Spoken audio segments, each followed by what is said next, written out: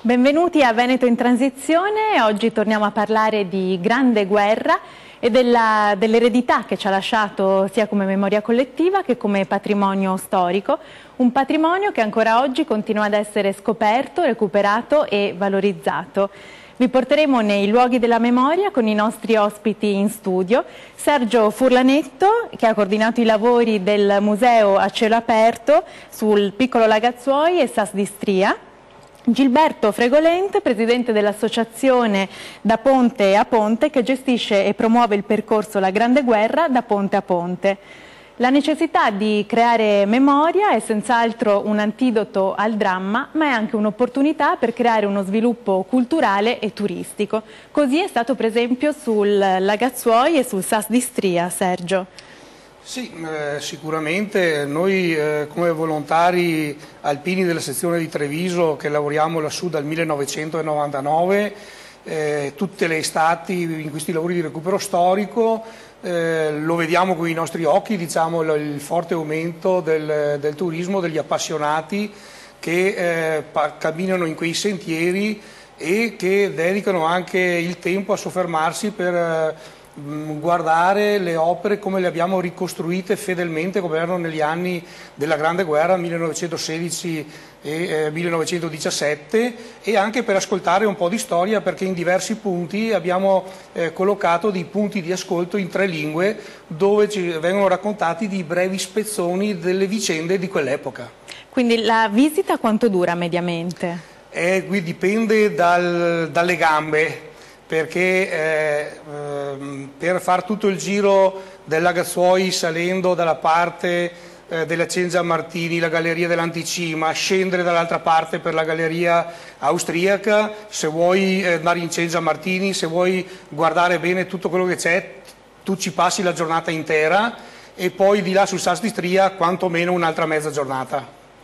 Anche il progetto La Grande Guerra da Ponte a Ponte nasce dalla riflessione volta alla promozione del territorio. Infatti 5 architetti hanno pensato di valorizzare la sinistra Piave, meno valorizzata rispetto alla destra Piave, e così hanno partecipato ad un bando della Regione Veneto che hanno vinto e hanno creato un itinerario che ci spiegherai adesso tu, Gilberto. In cosa consiste questo itinerario? Questo bando era fatto dalla Regione Veneto ancora nel 2012, serviva per finanziare quei progetti che andassero a valorizzare manufatti della Prima Guerra Mondiale in previsione appunto della commemorazione del centenario della Grande Guerra. Noi come gruppo di professionisti abbiamo individuato questo bando e abbiamo fatto un'indagine sulla sinistra Piave, per cui tra il ponte di Vidore e il ponte della Priula, comprendendo i comuni di Susegana, Sernaglia della Battaglia, Moriago della Battaglia e Vidor, abbiamo fatto un'indagine di quei manufatti che potevano essere nascosti ormai dalla vegetazione, per poterli recuperare e collegarli da dei percorsi, da dei sentieri che già esistevano e che comprendono un 30 km di tragitto, tutti più o meno a ridosso del fiume Piave. Quindi ci sono dei sottopercorsi durante questi 30 km? Sì, effettivamente a piedi, e se si vuole farlo a piedi ci si impiega una giornata, per cui c'è la possibilità di sviluppare diversi tematismi, sempre legati anche al tema della Grande Guerra. Ad esempio a Vidor, che abbiamo recuperato una serie di trincee, sviluppiamo il tematismo della prima battaglia d'arresto dopo la disfatta di Caporetto, la prima battaglia d'arresto sul Piave. Mentre l'Isola dei Morti a Moriago della Battaglia, che si conosce, che è molto famosa, è sviluppato il tematismo della battaglia finale, mentre a Falzè di Piave e a Susegana il tematismo della battaglia del solstizio del 15 giugno del 18. I lavori quanto sono durati? E concretamente per realizzare l'opera solo 6 mesi. Solo 6 mesi rispetto a tutto il progetto e l'indagine che è stata fatta prima. 1 anno e mezzo di indagini, di progettazione, di disegni esecutivi e 6 mesi di realizzazione. Sergio, nel vostro caso invece i lavori sono durati parecchi anni. Sì, lì sono iniziati nel 1996, con il gruppo Alpini Cortina, una volta formato il comitato Cengia Martini che ha gestito e continua a gestire l'intervento. Poi negli anni successivi hanno partecipato ai lavori anche gli alpini di leva, che allora c'era ancora la leva, della Brigata Alpina Tridentina, e anche dei reparti degli Kaiserjäger austriaci e tedeschi. E poi noi come Alpini di Treviso siamo arrivati nel 99, dopo 3 anni, e facciamo 3-4 settimane tutte le estati a cavallo tra luglio e agosto, e stiamo appunto continuando ancora oggi. La cosa è nata inizialmente come esercitazione per la protezione civile, perché io ho fondato la protezione civile della sezione ANA di Treviso e avevo bisogno di addestrare gli uomini a lavorare in quota con imbragature, corde e quant'altro, e quindi quando sono venuto in contatto col capogruppo di Cortina che mi raccontava un po' sta cosa, siamo partiti e siamo ancora là. Ormai sono 15 anni che tutte le estati siamo su, che continuiamo a lavorare, a sistemare trincee, camminamenti, gallerie, postazioni, ricostruire baracche dove dormivano i soldati durante la guerra, eccetera. Tra l'altro sono luoghi di difficile accesso, infatti vediamo un estratto del reportage che è stato girato proprio in quei luoghi. Per ricostruire questo posto abbiamo dovuto stendere, con l'aiuto degli amici dipendenti della funivia, una rete tra questi 2 spuntoni di roccia davanti a me, sopra questo canalone, di stendere una rete, e poi imbragati gli alpini addetti a ricostruire il muro a secco hanno fatto tutto il lavoro qui di ricostruzione del muro a secco. Poi abbiamo messo i gabbioni ripieni di ghiaia e poi tutto il vuoto che c'era qui dentro riempito di materiale che recuperavamo dalla pulizia delle gallerie soprastanti. C'è stato qualche ferito nel corso di questi lavori? Ma diciamo che fortunatamente è sempre andata bene, perché altrimenti per il responsabile dei lavori o per me che ero il coordinatore qualche problema ci poteva essere. No, diciamo che ci sono stati un paio di casi di volontari che hanno avuto delle botte sulle mani, ma il primo vero incidente è stato anche da ridere, perché è stato un alpino che, non mi ricordo se era il primo o il secondo anno, si è fatto male la testa sulla branda al campo base. Quindi è stato il massimo. Sì, è stato il massimo, sì, tenendo conto che adesso ci scherziamo sopra, però mentre poi nel Sas di Stria era più tranquilla come montagna, come posto per lavorare, qui nel piccolo Lagazzoi era un impegno vero e proprio alpinistico. Infatti eravamo un gruppetto di quelli più giovani, perché 15 anni fa ero più giovane anch'io, che uscivamo nelle zone scoscese per portare i tronchi, il tavolame, per poter ricostruire le baracche e le postazioni, mentre magari quelli più anziani che non se la sentivano, ed è bene così, di rischiare, perché la montagna va rispettata, si deve fare quello che ci si sente, mai andare oltre, e poi anche perché essendo magari più anziani erano quelli che avevano più esperienza per ricostruire le baracche, lavori di falegnameria, che avevano più occhio per ricostruire le gradinate e così via. Quindi un po' la suddivisione di compiti era questa: i più giovani andavamo nelle parti più esposte a recuperare i materiali che ci portavano con la cabinovia sul piccolo Lagazzoi, e invece sul Sas di Stria, quando siamo passati di là, perché abbiamo fatto fino al 2003 nel piccolo Lagazzoi, poi nel 2004 siamo andati a lavorare su Sas di Stria, lì non c'è funivia, non c'è niente, allora lì il primo lunedì che andavamo su facevamo venire un elicottero che ci portava a metà della montagna i tronchi, il tavolame, i materiali, e poi di lì a spalle ce lo portavamo dove ci serviva. Ed erano tutti volontari? Tutti volontari, come dicevo prima. Sono partito con la necessità di esercitare la protezione civile dell'ANA di Treviso, perché poi ci è tornato utile, per esempio quando siamo andati all'alluvione del Piemonte e della Val d'Aosta a calarci giù per i torrenti per tagliare le piante che ostruivano, è stata quindi un'esercitazione che è tornata utile da quel punto di vista. Quindi siamo tutti quanti volontari. Poi a un certo punto, oltre agli alpini della protezione civile, hanno incominciato ad aggiungersi anche degli altri, tant'è vero che credo che in questi anni mi saranno girati su tutti gli elenchi a casa e tutto quanto, ma credo che circa 300 volontari alpini della sezione di Treviso, alpini e amici degli alpini, perché ci sono anche gli amici degli alpini tesserati e che veramente partecipano anche loro con entusiasmo a questa cosa.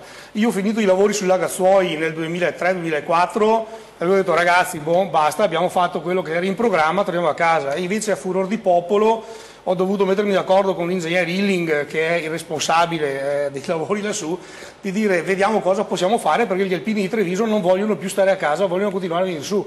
E quindi in 448 siamo andati io e lui sul SAS di Stria e abbiamo aperto per 5 stati il cantiere sul SAS di Stria.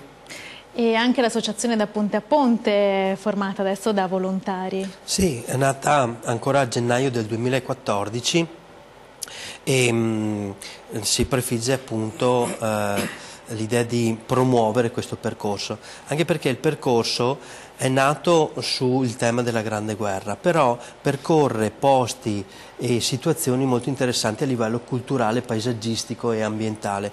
Per dire solo un esempio, qualche esempio, sul sentiero di Sant'Anna ci sono presenti 2 ponti dell'antica Claudia Augusta Altinate, che sono ponti romani che risalgono ancora al secondo secolo a.C. Per non parlare dell'oasi naturalistica delle Fontane Bianche, che è nel comune di Sernaglia della Battaglia, oppure le colline che sono a pregio paesaggistico del Prosecco, quelle che chiudono praticamente il quartiere del Piave. Per cui sono tutta una serie di elementi che ci hanno portato a dire sono da valorizzare, sono da mettere in evidenza, collegarli assieme. Già essere riusciti a collegare 30 km, per cui mettere d'accordo 4 comuni, collegarli con un percorso, è stato un grande risultato.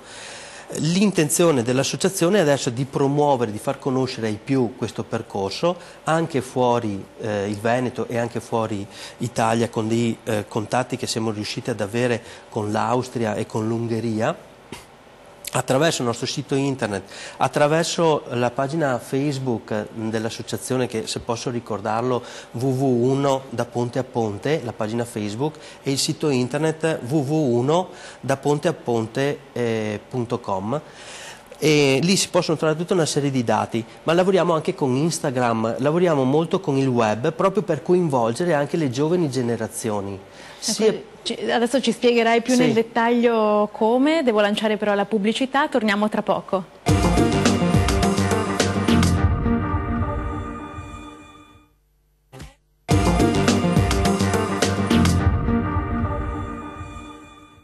Bentornati a Veneto in Transizione. Gilberto, ci stai raccontando appunto l'itinerario della Grande Guerra da Ponte a Ponte, quindi è un itinerario che è possibile fare liberamente o organizzate delle visite guidate? Beh, è obbligatorio farlo liberamente perché deve essere aperto a tutti. Sono questi 30 km che si possono dividere, come dicevamo prima, in 4 zone, principalmente in 4 zone, per cui uno si può organizzare se fare Vidoro, se fare la parte di Moriago della Battaglia con l'Isola dei Morti, o la parte di Sernaglia con le Fontane Bianche e il sentiero Le Volpere, costeggiando tutta la riva sinistra del Piave, oppure fare la parte di Susegana. Lo si può percorrere a piedi tranquillamente, a cavallo, in bicicletta. Ci sono già molti appassionati di mountain bike, vediamo molte squadre anche di Nordic Walking che lo stanno percorrendo, oppure per quelli un po' più pigri o che non hanno la possibilità possono raggiungere le zone in automobile e percorrere il tragitto lì nella sottozona. E programmate anche però degli eventi? Noi programmiamo sia delle escursioni dove possiamo dare la possibilità di spiegare i manufatti che abbiamo recuperato e un po' la storia per fare un inquadramento storico. Però una cosa importante che ci siamo prefissati di fare, e l'abbiamo già fatto l'anno scorso a ottobre, che abbiamo fatto l'inaugurazione, è un grande evento del Da Ponte a Ponte. Praticamente coinvolge tutti i 4 comuni e a rotazione la manifestazione viene fatta in uno o nell'altro comune. Coinvolgere tutti i 4 comuni intendo dire che l'associazione da ponte a ponte intende essere un'associazione sovracomunale e per cui ha bisogno e vuole proprio legare i legami con tutte le altre associazioni che da molto prima di noi hanno sempre lavorato su una porzione però del territorio. Certo, è importante integrarsi con le diverse realtà di È importantissimo. volontari. Torniamo invece sul monte, sul Lagazzuoi e sul Sas d'Istria, vediamo un estratto del reportage di Sergio. Qui ci troviamo proprio sul bordo del cratere della mina italiana e dopo l'effetto di questa mina, come dicevo prima, non è che ha risolto un granché le sorti di questo conflitto, perché 10 metri in avanti a me è rimasta la sentinella austriaca e 10 metri alle mie spalle sono riusciti ad arrivare gli italiani, per cui si fronteggiavano viso a viso, ma le cose sono rimaste abbastanza immutate, nonostante che qui sia stata fatta saltare mezza montagna, perché se guardiamo lo sperone in alto si capisce subito la differenza di quota rispetto a dove siamo noi. La montagna, prima dell'esplosione di questa mina, da là sopra scendeva in un pezzo unico fino all'antecima qui alle mie spalle. Quindi pensate quanti metri cubi, migliaia di metri cubi di materiale la mina italiana ha fatto saltare. Nel 2007 abbiamo recuperato lo scheletro intero di un nostro caduto dopo 90 anni dalla fine della Grande Guerra. Ecco, questo evento ha ispirato il documentario La montagna che esplode di Marco Rosi, che è in collegamento. Marco, volevo chiederti perché la scelta di raccontare una battaglia strategicamente poco rilevante ma umanamente carica di emozioni. Fu una battaglia molto particolare perché anzitutto si protrasse per un paio di anni all'incirca e vedeva contrapposti gli austriaci che dominavano la cima della montagna e gli italiani che da sotto tentarono in tutti i modi di conquistare la vetta. Ora, gli eserciti non erano abituati a quel tipo di guerra, a quel tipo di conflitto, non vi erano nei manuali bellici capitoli dedicati alla guerra di montagna e quindi fu tutto un'improvvisazione, chiaramente un'improvvisazione pagata poi con un prezzo molto alto di vite, perché combattere in montagna certamente non è come combattere in pianura, non è come combattere all'interno di trincee.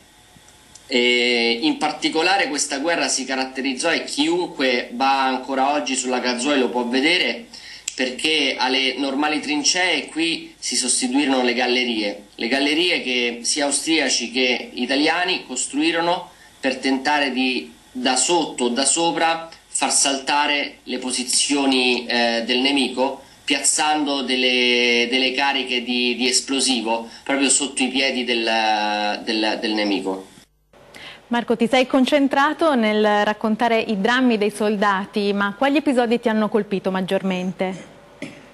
I drammi quotidiani erano tanti, anzitutto il terrore strisciante che questi soldati vivevano immobilizzati nei tunnel, sentendo che il nemico sopra le loro teste o sotto i loro piedi, a seconda se fossero austriaci o italiani, stava scavando, si sentiva nei tunnel il rumore del nemico che scavava e stava cercando di arrivare il più vicino possibile per far esplodere tutto, ed era un terrore contro cui non si poteva fare assolutamente niente, si poteva soltanto o aspettare o cercare di scavare più velocemente, che rendeva chiaramente, insomma, quelle attese piuttosto drammatiche.